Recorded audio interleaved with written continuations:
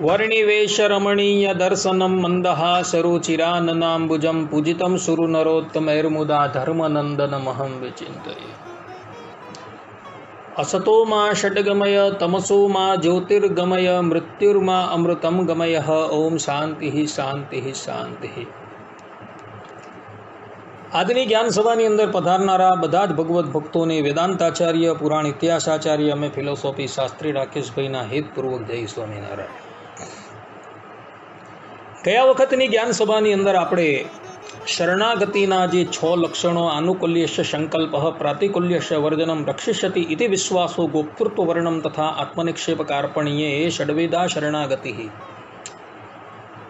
આ 6 લક્ષણ વિશે વાતો કરતા હતા। તેની અંદર તમારા બધાની પાસે અમે પ્રથમ 2 લક્ષણની ચર્ચા કરી ચૂકેલા છીએ। આનુકૂલ્યસ્ય સંકલ્પ, પ્રાતિકૂલ્યસ્ય વર્જનમ, વિસ્તારથી આ બાબતની અંદર વિવેચન અમે કરી આવેલા છે। આજે શરણાગતિનું તૃતીય લક્ષણ જે કહેવામાં આવે છે કે વિશ્વાસો, અર્થાત કે વિશ્વાસ। શરણાગતિનું જે ત્રીજું લક્ષણ જે છે અને સૌથી મહત્વનું લક્ષણ જે છે એ વિશ્વાસ જે છે તેની વાત આપણે કરીએ તો ભગવાન મારી રક્ષા કરશે જ એવો મહાવિશ્વાસ છે, તેને જ વાસ્તવની અંદર વિશ્વાસ કહેવામાં આવે છે। ભક્તો, એક તરફ પોતાનું અતિશય પાપ જોતા અને બીજી તરફ પોતાને ઈચ્છિત પરમ પુરુષાર્થનું ગૌરવ જોતા સ્વાભાવિક જ દરેક મનુષ્યની એવી શંકા થાય કે એ ભગવાન મારા જેવા પાપના પહાડ જેવા અપરાધીની રક્ષા કેમ કરશે? આવો દરેકને સંશય થાય ભક્તો। અને આવી અતિ શંકા રાખે તો એ વ્યક્તિ જે છે એ શરણાગતિ પરથી ચલાયમાન થઈ જાય છે ભક્તો। માટે શરણાગતિની અંદર ભગવાનના ભક્તે મહાવિશ્વાસ રાખવો અતિશય જરૂરી છે ભક્તો।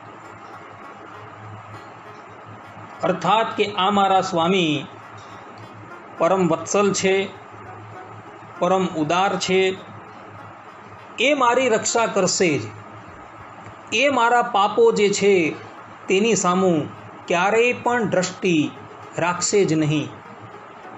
આવો જે પરમેશ્વરનો જે મહાવિશ્વાસ એ પ્રપત્તિની અંદર અત્યંત જરૂરી છે ભક્તો।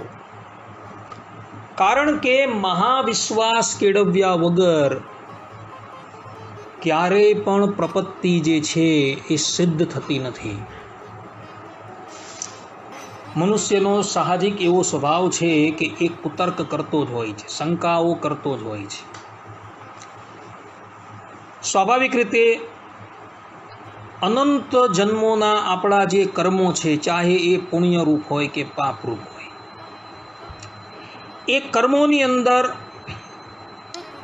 પુણ્યરૂપ કર્મો જે છે એ પણ જીવાત્મા એ ભોગવવાના છે અને પાપરૂપ કર્મો પણ જે છે તે પણ એણે ભોગવવાના છે। હવે એ પાપરૂપ કર્મો જે છે એ એટલા બધા છે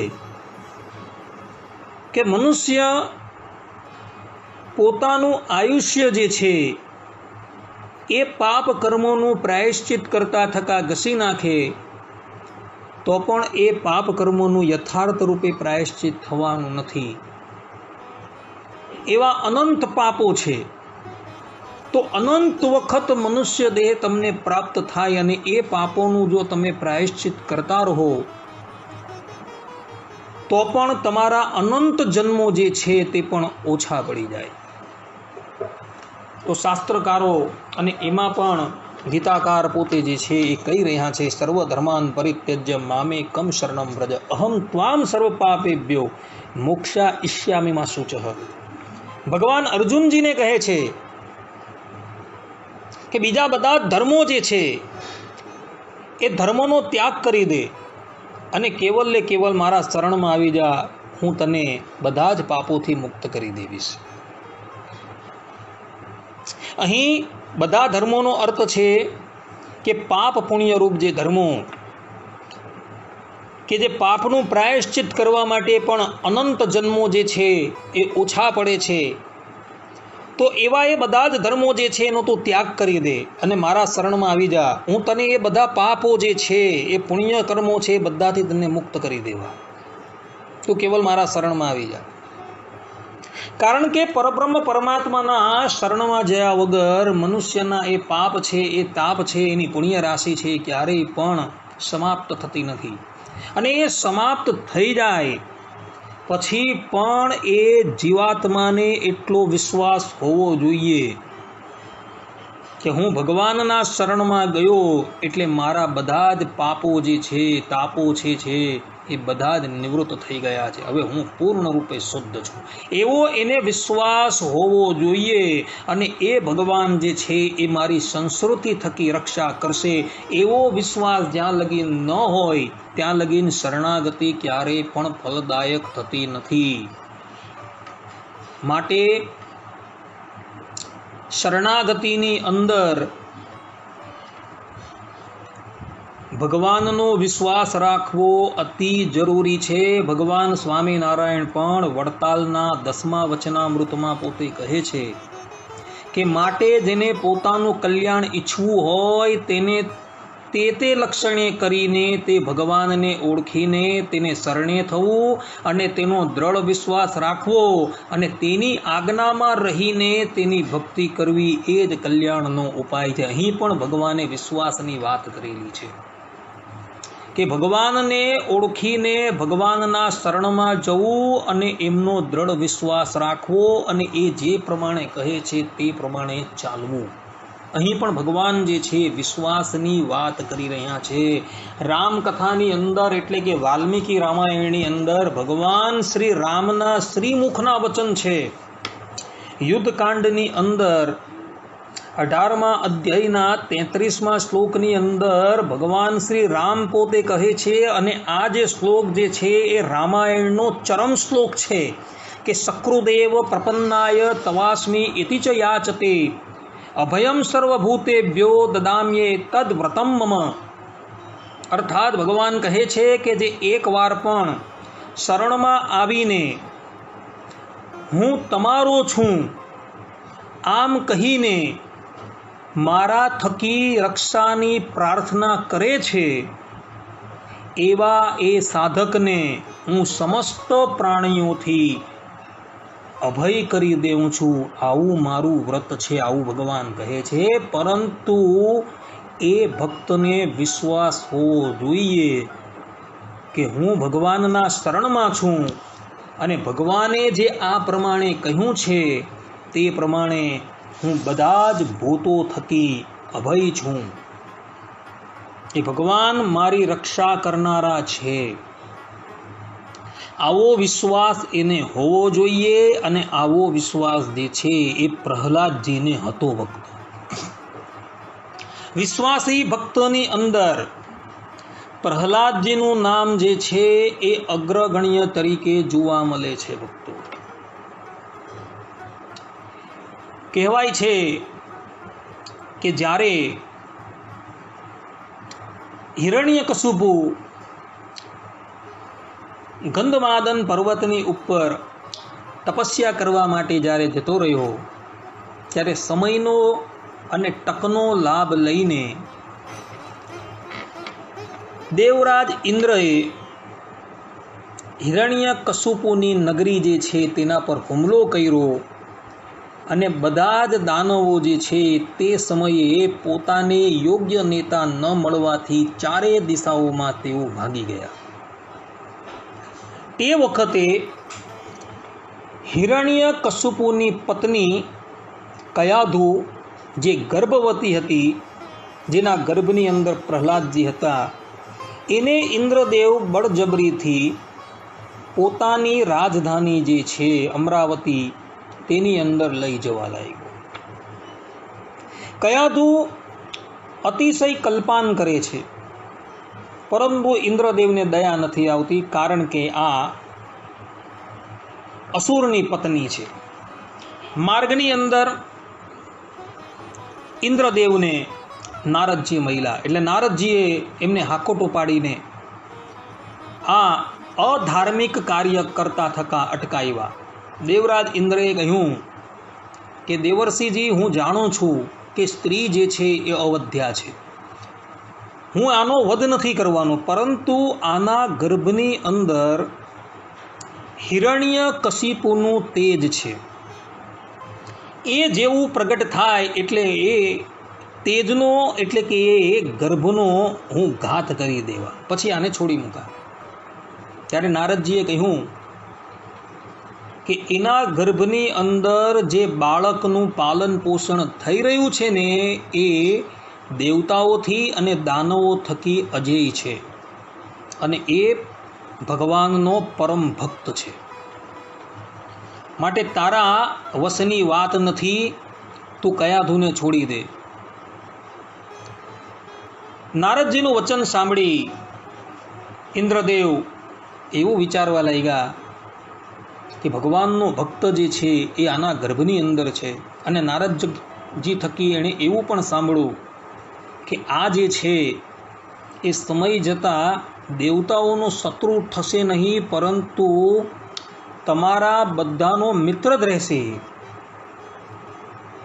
એટલે ઇન્દ્રદેવ કયાધુની 4 પરિક્રમા કરીને સ્વર્ગલોકમાં ચાલ્યા ગયા. ત્યારબાદ નારદજીએ કયાધુને કહ્યું કે બેટા, જ્યાં લગીન હિરણ્યકશિપુ તપસ્યા કરીને ન આવે ત્યાં લગીન તું મારા આશ્રમની અંદર આવીને રહે. નારદજીની વાત સાંભળી કયાધુ જે છે એ નારદજીના આશ્રમમાં જાય છે અને ત્યાં આશ્રમની બધી જ સેવા કરે છે. અને જ્યારે નારદજી એને પોતાની પાસે બોલાવે ત્યારે એ એનો સત્સંગ કરવા માટે આવતી. નારદજી કયાધુને ઉદ્દેશીને ભગવત તત્વનો ઉપદેશ તો કરતા જ હતા, પરંતુ નારદજીનો મુખ્ય ઉદ્દેશ્ય એના ગર્ભની અંદર રહેલું જે બાળક છે તેને ઉદ્દેશીને એ ભાગવત ધર્મનો પ્રકાશ કરતા હતા. સમય જતાં હિરણ્યકશિપુ બ્રહ્માજી થકી અનેક વરદાનો પ્રાપ્ત કરીને પોતાની નગરીમાં આવે છે. ત્યારે કયાધુ જે છે એ પુનઃ પોતાના પતિની પાસે જતી રહે છે. સમય જતાં હિરણ્યકશિપુ જે છે એ સમસ્ત બ્રહ્માંડનો અધિપતિ બની જાય છે. અને કયાધુના ગર્ભ થકી બાળક પ્રહલાદનું પ્રાગટ્ય થાય છે. બાળક પ્રહલાદનું પ્રાગટ્ય થયું ત્યારે પ્રહલાદજીને નારદજીએ જે ગર્ભની અંદર ઉપદેશ આપેલો હતો એ અક્ષરે અક્ષર યાદ રહી ગયો હતો, પરંતુ કયાધુ જે છે એ બધો જ ઉપદેશ જે છે એ ભૂલી ગઈ હતી. સમય જતાં પ્રહલાદજી જે છે એ ધીરે ધીરે મોટા થયા. એટલે હિરણ્યકશિપુએ પ્રહલાદજીને રાજનીતિ, અર્થશાસ્ત્ર ઇત્યાદિક શાસ્ત્રોનો અભ્યાસ કરવા માટે પોતાના ગુરુ શુક્રાચાર્યના પુત્ર શંડામર્કની પાસે એના ગુરુકુલની અંદર મોકલા. શંડામર્ક એને અર્થશાસ્ત્રનું જ્ઞાન આપતા હતા, આ ઉપરાંત રાજનીતિનું જ્ઞાન આપતા હતા, પરંતુ પ્રહલાદજીનું મન જે છે એ ભાગવત ધર્મની અંદર અતિશય આરૂઢ થઈ ગયું હોવાથી આ ઉપદેશ જે છે એ એના મનને રુચિકર પ્રતીત થતો જ ન હતો. ગુરુદેવ આમથી તેમ જાય એટલે પ્રહલાદજી એકાંતની અંદર પોતે ભગવત ચિંતન કરતા હતા અને ગુરુકુલની અંદર રહેલા બીજા પણ વિદ્યાર્થી જે છે તેને પણ ભગવત તત્વોનો એ ઉપદેશ આપતા હતા. અને જ્યારે એ બાળકોની સાથે પ્રહલાદજી ક્રીડા કરવા માટે તૈયાર થાય ત્યારે ભગવાનની લીલાનું અનુકરણ કરતા થકા જ એ બધી ક્રીડા કરતા હતા. એક દિવસની વાત છે, શંડામર્ક જે છે એ પ્રહલાદજીને લઈને હિરણ્યકશિપુની પાસે પધાર્યા. એટલે હિરણ્યકશુપુએ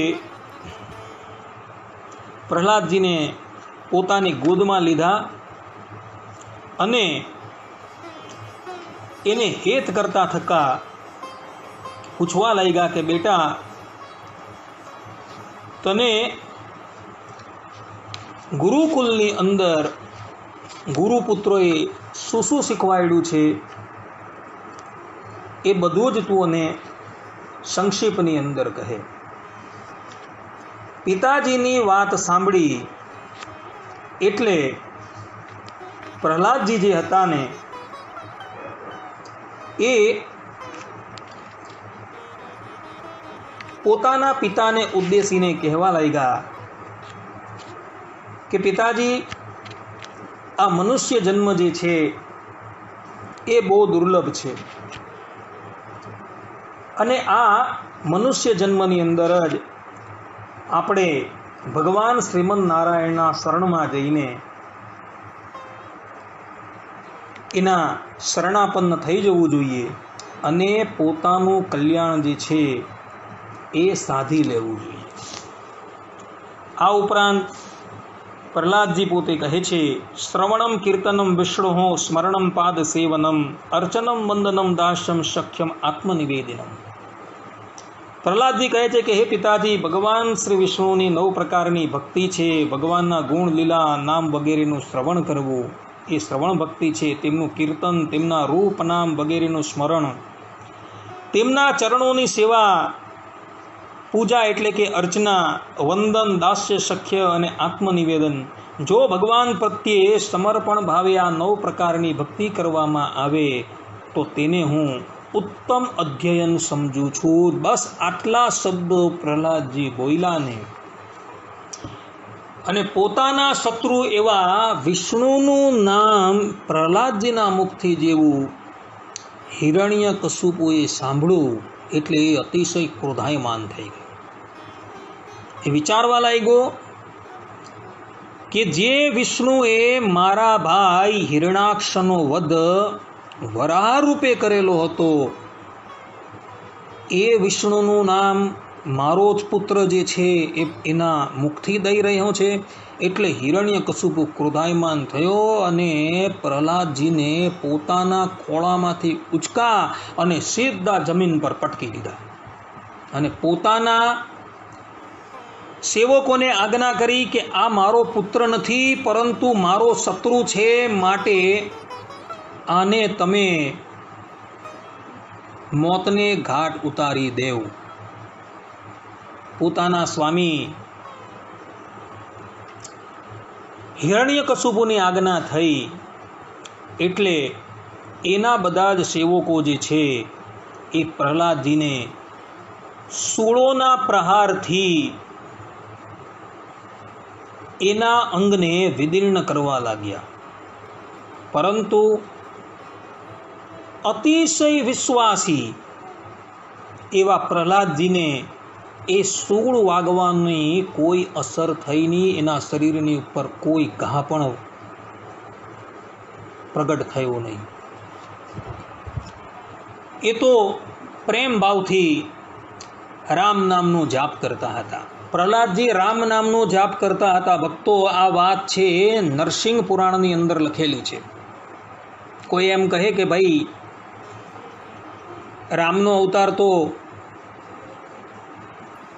24માં ત્રેતાયુગમાં થયો હતો અને નરસિંહ અવતાર તો એ વૈવસ્વત મન્વંતરના આદિ સતયુગમાં થયો હતો. તો ત્યાં રામ નામનો જપ કેવી રીતના? તો એ લોકોને કહેવાનું કે ભાઈ વેદની અંદર રામ પૂર્વતાપનીય ઉપનિષદ આવેલો છે. એને વેદ જે છે એ અનાદિ છે અને રામ નામ પણ જે છે એ અનાદિ છે. એટલે પ્રહલાદજી જે છે એ ગુરુ નારદે જે પ્રમાણે શીખવાડેલું તે પ્રમાણે ભગવાન શ્રી રામના નામનો જપ કરતા હતા અને એને ભગવાનનો વિશ્વાસ હતો. એટલે આસુરી તત્વોએ એના શરીરની અંદર કેટલાય શૂલો ભોંયકા છતાં પણ પ્રહલાદજીને એની કોઈ અસર થઈ નહીં. એ તો પ્રેમપૂર્વક કેવલ ભગવાનનું સ્મરણ કરવા લાગ્યા. ત્યારબાદ શ્રીમદ ભાગવતના 7મ સ્કંદના 5મા અધ્યાયની અંદર લખેલું છે કે પ્રહલાદજીને મોટા મોટા માતેલા હાથીઓની નીચે કચડાવ્યા, ઝેરી સાપોના દંશ દેવડાવ્યા, છતાં પણ પ્રહલાદજી પ્રેમપૂર્વક વિશ્વાસપૂર્વક ભગવાનનું કીર્તન કરતા હોવાથી એ હાથીએ એમને પગ નીચે કચડા, છતાં પણ પ્રહલાદજીને કંઈ થયું નહીં. સર્પ લોકોએ એને દંશ માર્યા, તો દંશ મારતા સર્પોનું ઝેર જે છે એ ઉતરી ગયું હતું, પરંતુ પ્રહલાદજીને કંઈ થયું નહીં. હિરણ્યકશિપુના કહેવાથી સંડામર્કે અભિચારનો પ્રયોગ કરી કૃત્યાઓ ઉત્પન્ન કરી અને કૃત્યાઓને આદેશ આપ્યો કે તમે જઈને પ્રહલાદજીનો ઘાત કરી દેવો. કૃત્યા જે છે એ પ્રહલાદજીની પાસે આવે છે, પરંતુ પ્રહલાદજી તો પ્રેમપૂર્વક ભગવાનનું સ્મરણ કરતા હતા. એણે બધો જ ભરન્યાસ જે છે એ ભગવાનના મસ્તક પર સોંપેલો હતો, એટલે ભગવાનનું સુદર્શન ચક્ર જે છે એ એમની રક્ષામાં તત્પર થયું હતું. સુદર્શન ચક્ર દોડ્યું અને એણે કૃત્યાઓનો ઘાત કરી નાખેલો. આ ઉપરાંત પ્રહલાદજીને પર્વતની ટોચ પરથી નીચે ગબડાવ્યા. સમરાસુર નામનો જે એક અસુર હતો, તેણે અનેક પ્રકારની માયાનો પ્રયોગ તેના પર કર્યો. અંધારી કોતડીમાં તેને પૂરવામાં આવ્યા, વિષયુક્ત ભોજન એમને ખવડાવવામાં આવ્યું, વારંવાર ઠંડી હિમની જગ્યાની અંદર એમને રાખવામાં આવ્યા, ભભૂકથી આગમાં અને ઊંડા સમુદ્રમાં પણ નાખી દીધા, ઉપરથી પર્વત નીચે દબાવીને એને પીસી નાખવાની બધાએ તૈયારી કરી, પરંતુ કોઈ પણ ઉપાયે પ્રહલાદજીને કશી પણ હાનિ થઈ ન હતી. એનું કારણ શું હતું? કે પ્રહલાદજીને ભગવાનનો વિશ્વાસ હતો, અને આ વિશ્વાસને લઈને એમને કોઈ પણ જાતની ઊની આંચ આવેલી ન હતી. એ પ્રેમપૂર્વક ભગવાનની ઉપર વિશ્વાસ રાખીને એકાગ્ર મને કરીને ભગવાનનું ભજન જ કરતા રહ્યા. ત્યારબાદ આટલા ઉપાયોથી પણ જ્યારે પ્રહલાદજીને કશી ક્ષતિ ન થઈ, ત્યારે હિરણ્યકશિપુ એક દિવસ પ્રહલાદજીને પોતાની પાસે બોલાવે છે અને પ્રહલાદજીને પૂછે છે કે તારો વિષ્ણુ જે છે એ ક્યાં રહેલો છે?